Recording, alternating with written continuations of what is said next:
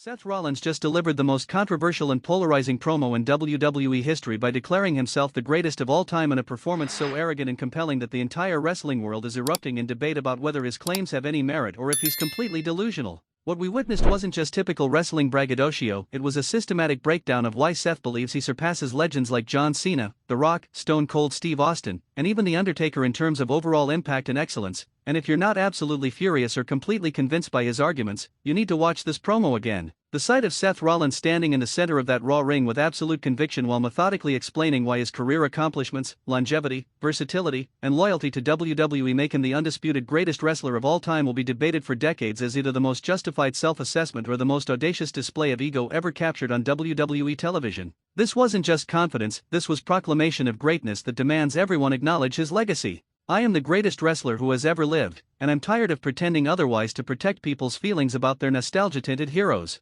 Those weren't just provocative words designed to generate heat, they were a declaration of war against every legend, every fan, and every wrestling historian who refuses to acknowledge Seth's argument that he belongs in conversations typically reserved for Hogan, Flair, and Austin. The defiance in his voice made it clear this wasn't a heel promo. Seth genuinely believes this. You want to talk about promos that fundamentally challenge wrestling's established hierarchy and force uncomfortable conversations? Seth Rollins didn't just claim greatness, he delivered the most comprehensive argument for why modern full-time wrestlers who perform at the highest level year-round deserve more recognition than part-time legends who coast on past glory. The points he made were too logical to dismiss easily. The promo started with Seth acknowledging the controversy his statement would create. I know what you're all thinking, Seth Rollins is delusional. He can't be the GOAT when John Cena exists. What about The Rock's Hollywood success? What about Stone Cold's cultural impact? And to all of that, I say, watch me prove it. The confidence to invite scrutiny while promising to back up his claims was absolutely stunning. But here's what makes this GOAT declaration absolutely different from typical wrestler's self-aggrandizement. Seth didn't just list his championships and accomplishments.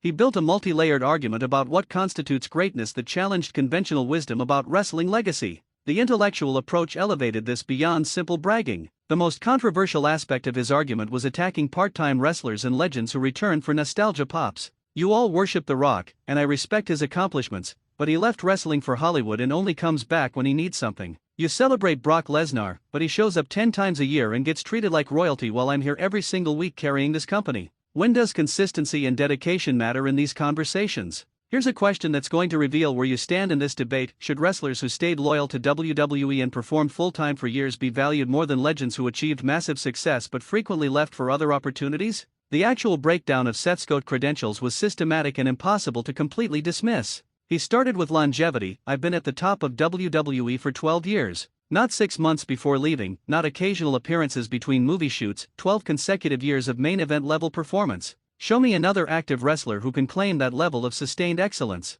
But the most powerful argument came when Seth addressed in-ring ability and versatility. I've wrestled every single style. I was a high-flying junior heavyweight in Raw, a powerhouse in the Shield, a technical wizard in my singles run, a hardcore brawler, a submission specialist. I've adapted and mastered every style while your heroes could only do one thing well. John Cena's 5 moves of doom? Stone Cold's limited moveset? I'm a complete wrestler. The direct attack on beloved legends' in-ring limitations was shocking and created immediate controversy. Seth was essentially arguing that being well-rounded matters more than having an iconic moment or character, which fundamentally challenges how wrestling greatness has traditionally been measured. Quick question for the wrestling purists: does technical versatility and ability to work multiple styles make someone greater than wrestlers who perfected one style and character even if they were more limited? The most infuriating moment for traditional wrestling fans came when Seth dismissed championships as the primary measure of greatness. Everyone talks about Ric Flair's 16 world titles or John Cena matching that number, but how many of those reigns do you actually remember? I've held every single championship with purpose and meaning. My Shield run, my authority heel turn, my babyface comeback, every phase of my career has mattered.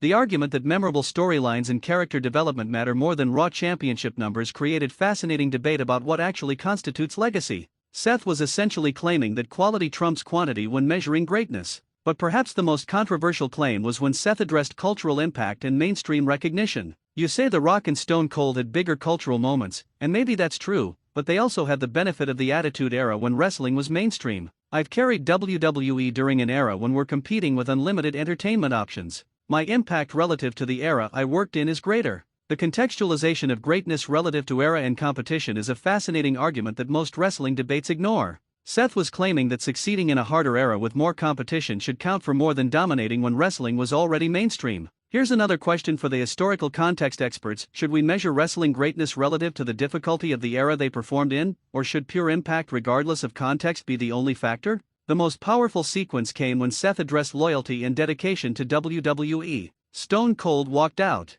The Rock left for Hollywood. Brock leaves every chance he gets. CM Punk quit and trashed the company. Roman took months off. But I've been here through injuries, through creative struggles, through personal issues, giving my entire career to this company. When does that loyalty count for something? The emotional weight of this argument hit harder than any other point. Seth was essentially claiming that wrestlers who stayed and fought through adversity deserve more credit than those who left when things got difficult, regardless of their peak accomplishments. But the most controversial attack came when Seth directly challenged The Undertaker's legacy. Everyone worships The Undertaker as the ultimate WWE legend, and I respect what he accomplished, but let's be honest, his character carried him through matches where he barely moved. Meanwhile, I'm out here delivering 5-star classics every single night at age 38. At what point does actual wrestling ability matter in these conversations? The sacrilege of criticizing The Undertaker's in-ring work sent shockwaves through the wrestling community. Seth was touching the third rail of WWE legacy debates by suggesting that character and mystique had protected the dead man from scrutiny about his actual in-ring limitations.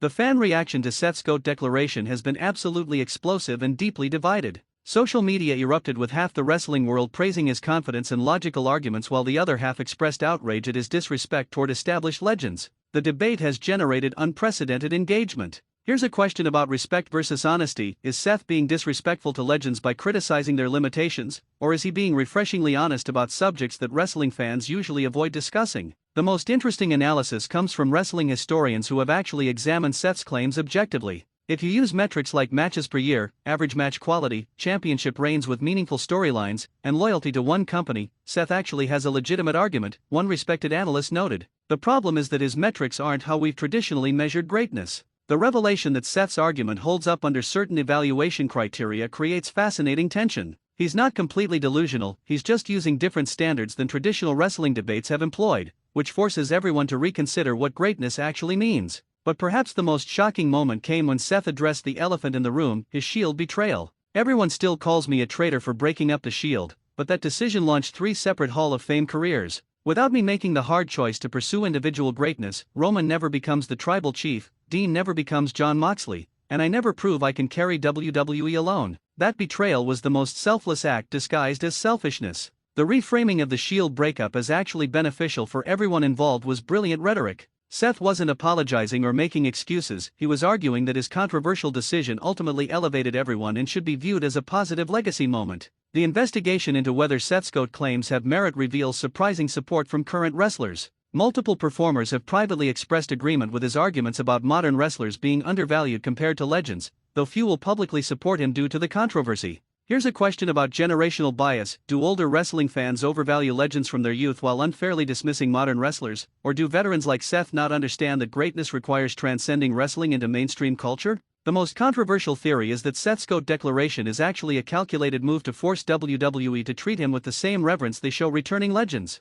By positioning himself as equal to or better than part-timers, he's essentially demanding better treatment and positioning for his remaining years. The investigation into Seth's contract status reveals his deal expires in 2026, leading to speculation that this promo was designed to increase his leverage for negotiations. If WWE wants to keep using legends as special attractions, Seth is arguing he deserves to be treated as their equal. But the most important consideration is whether Seth's argument about loyalty and consistency will change how WWE evaluates and rewards full-time wrestlers. If his points resonate with fans and management, it could fundamentally alter the company's approach to building and protecting talent. The testimonies from WWE creative team members reveal they were surprised by how well received Seth's promo was despite the controversial content. "We expected backlash, but the fact that so many fans are actually debating his points rather than just dismissing them shows he struck a nerve," one writer admitted. The comparison to other wrestlers who declared themselves GOAT reveals that Seth's approach was uniquely sophisticated. While others like The Rock and John Cena made similar claims, they relied more on charisma than systematic argumentation, making Seth's logical breakdown more intellectually compelling. Here's a question for the promo analysis experts: does Seth's structured logical argument make his GOAT claim more credible than emotional declarations from legends, or does trying to logic your way to greatness miss the point of wrestling's emotional appeal?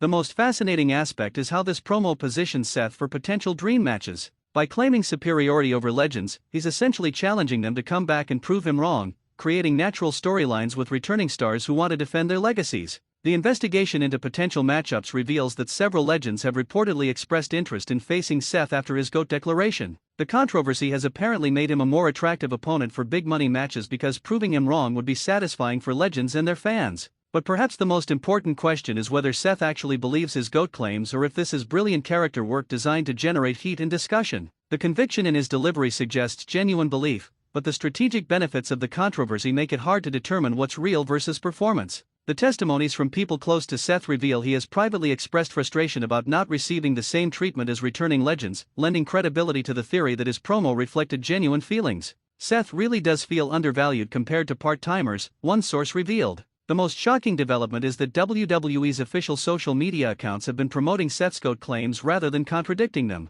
The corporate amplification suggests they view the controversy as good for business regardless of whether they agree with his assessment. Here's a final question for the entire WWE universe. After hearing Seth Rollins systematically explain why he believes he's the greatest wrestler of all time, do you think his arguments have merit, or is he delusional for comparing himself to legends like Austin, Rock, and Undertaker? The coming weeks will reveal whether Seth's GOAT declaration leads to dream matches with returning legends or if it becomes a running joke that undermines his credibility. Either way, he's forced wrestling fans to have uncomfortable conversations about how we measure greatness and whether modern full-time wrestlers deserve more respect. The wrestling world is divided over Seth Rollins' controversial GOAT declaration, with passionate arguments on both sides about whether his longevity, versatility, and loyalty make him greater than part-time legends with bigger cultural moments. Seth didn't just claim greatness, he built a comprehensive case that challenges everything we thought we knew about wrestling legacy and forces us to reconsider what qualities actually matter when determining the greatest of all time. Seth Rollins' powerful promo declaring himself the GOAT wasn't just ego, it was a manifesto about recognizing full-time wrestlers who stay loyal and perform at the highest level for years versus legends who achieve mainstream success but frequently abandon wrestling. Whether you agree or think he's delusional, you can't ignore the logical arguments he made that challenge conventional wisdom about what makes someone truly great in professional wrestling.